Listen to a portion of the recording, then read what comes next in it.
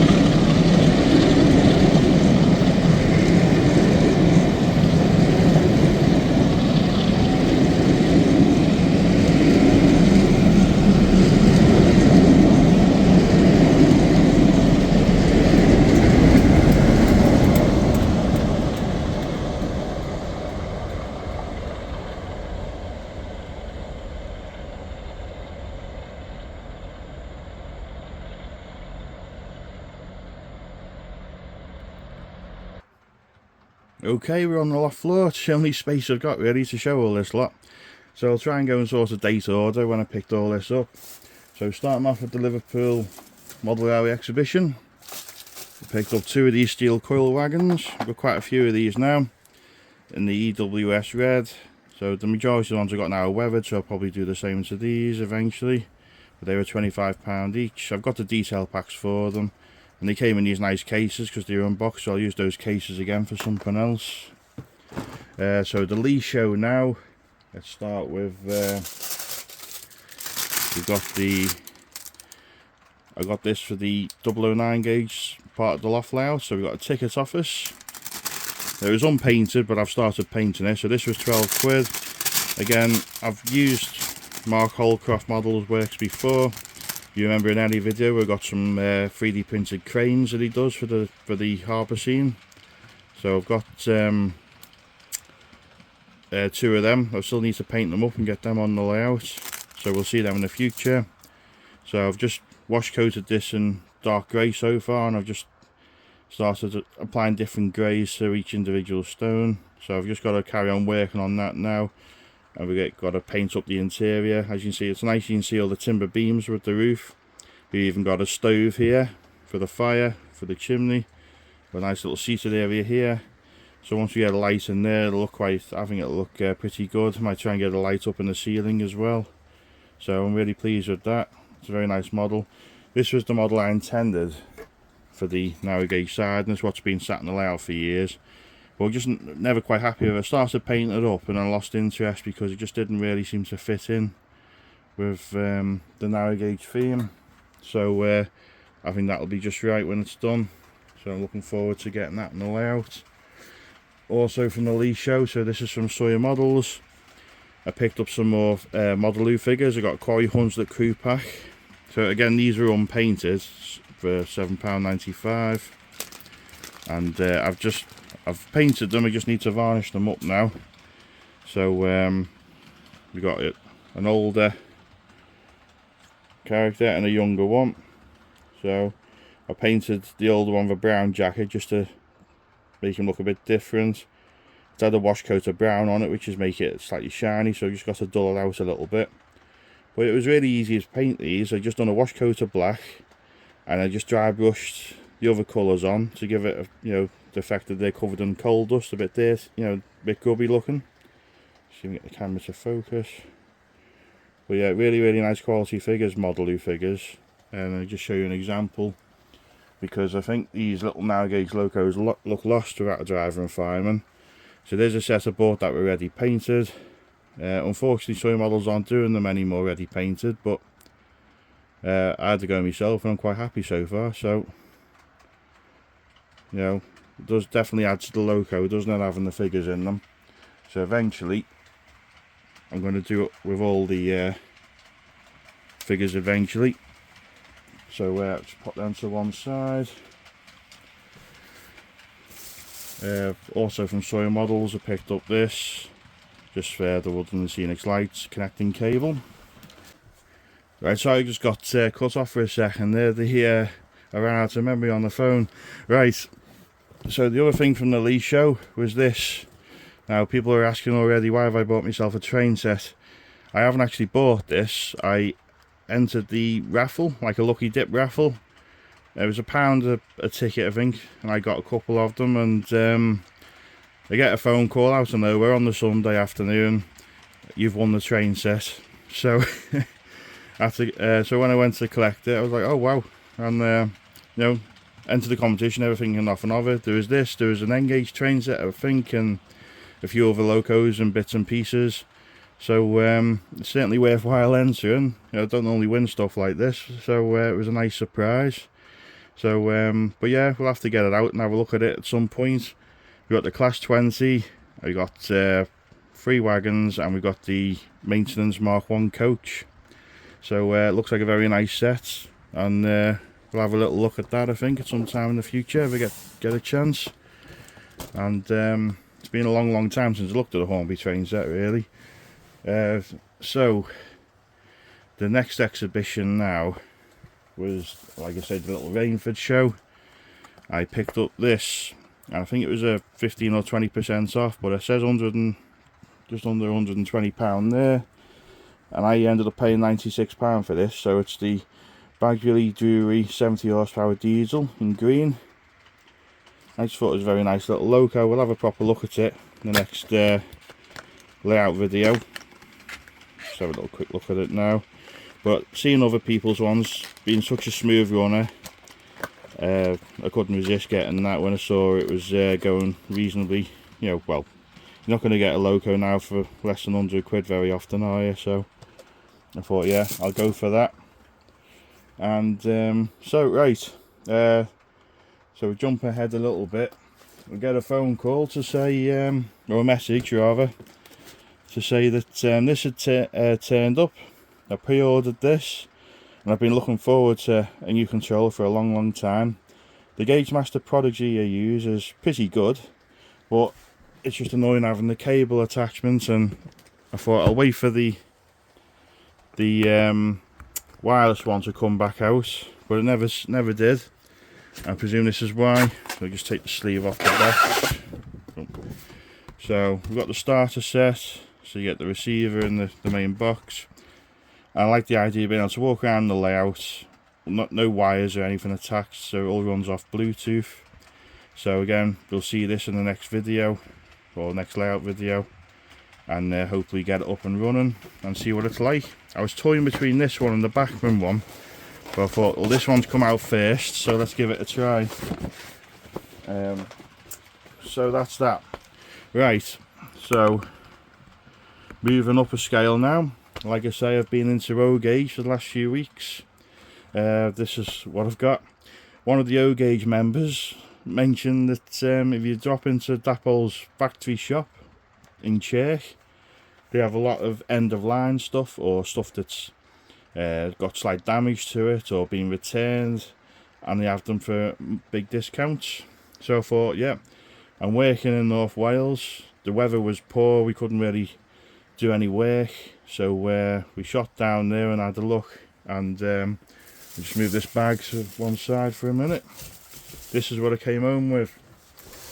So again, we'll do a proper unboxing I think for them, and we'll see some clips of these running on the O-Gauge club layouts. So basically got myself a Mark 1, so we got a maroon CK, and it's unnumbered at the moment, so I'll have to get that numbered.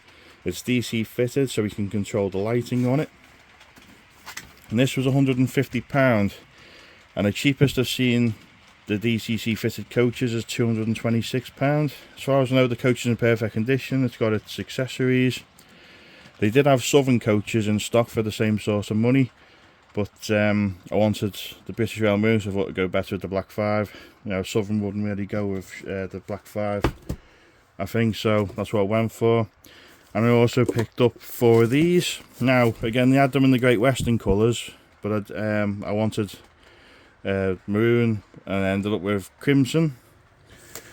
So they had a set of 4 of these for half price, so the normal price for these is £800 and something, which I'd never be able to afford to pay, but these were half price in the factory shop. I think they might also be on the website. So I got the 4 of these, so it worked out £100 each. But when you think of a double O-Gauge coach now from Bachmann, is easily £60–70 now RRP. You know, £100 for an O-Gauge coach seems pretty reasonable. So these have all got internal lighting on them, I should say, and also the brake coach has a tail lamp on it. So I snapped them up, and I thought they'll go well with any future O-Gauge locos that I might buy. I still want to get more Mark 1s eventually, but I'll only get them if I can get them at the reasonable price. I'm not going to pay the full money for them. So these are actually originally Lionheart trains, which I presume Dapol owns now or took over. So these are the brake coaches.